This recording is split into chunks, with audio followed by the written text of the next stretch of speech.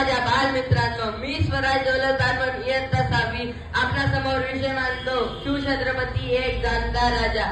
शिवजन्मापूर्वी काही शतके इस्लामी सत्तेचे सावट या देशावर पडले होते. यावनी आक्रमणाच्या लाटा मागून लाटा येत होत्या. त्यामधून ते सामर्थ्य कोणातही उरले नव्हते. रजपुतांनी 3 शतके शक्तीचा प्रयत्न केला, पण त्यांना फारसे यश आले नाही. शेवटी हे आक्रमण परतवून ठामपणे उभे राहिले ते महाराष्ट्रातील मराठे. या निरक्षर मराठ्यांचा पराक्रम सुवर्णाक्षरात लिहावा एवढा तेजस्वी इतिहास घडला तरी कसा? या इतिहासाचा निर्माता आणि भाग्यविधाता आहे तरी कोण? तर शिवछत्रपती या सर्व प्रश्नांचे एकमेव उत्तर आहे.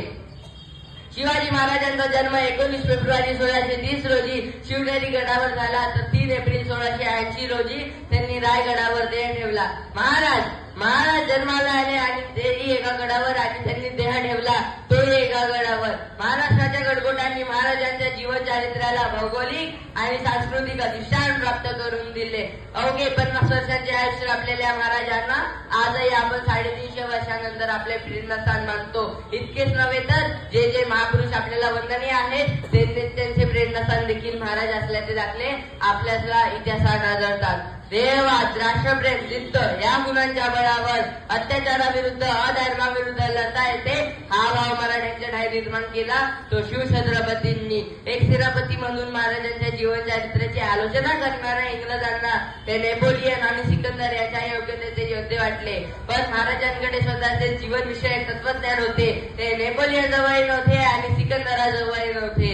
महाराजांचे हे तत्वज्ञान आले तरी कुठून? तर त्याची सत्वसंपन्न माता माँसाहेब जिजाऊ, त्यांचे पराक्रमी वडील शहाजीराजे भोसले, त्यांना लाभलेले मार्गदर्शक, त्यांना घडलेला साधू संतांचा सहवास आणि त्यांनी केलेले स्वतःचे जीवन चिंतन याचा तो परिपाक होता. राजेश्वराच्या साक्षीने मुठभर वावड्याला घेऊन महाराजांनी रुजवलेले बीज अंकुरले आणि हळूहळू त्याचा वेलू गगनाला जाऊन भिडला.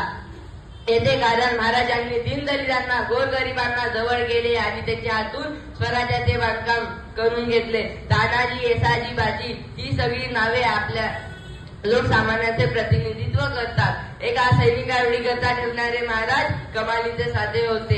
गरिबी हटवण्यासाठी गरीबांची तयारी दाखवणारा हा गरिबांचा राजा मनाने श्रीमंताहूनही श्रीमंत होता. नव्हे, तो एक श्रीमंत योगी होता. शेवटी मी इतकेच म्हणतो, गगनभेदी नजर दयाची बाळा समकाया, गगनभेदी नजर दयाची बाळा समकाया, धगधगदा सूर्य केसरी, वंदितो प्रभू शिवराया, वंदितो प्रभू शिवराया. आस्ते कदम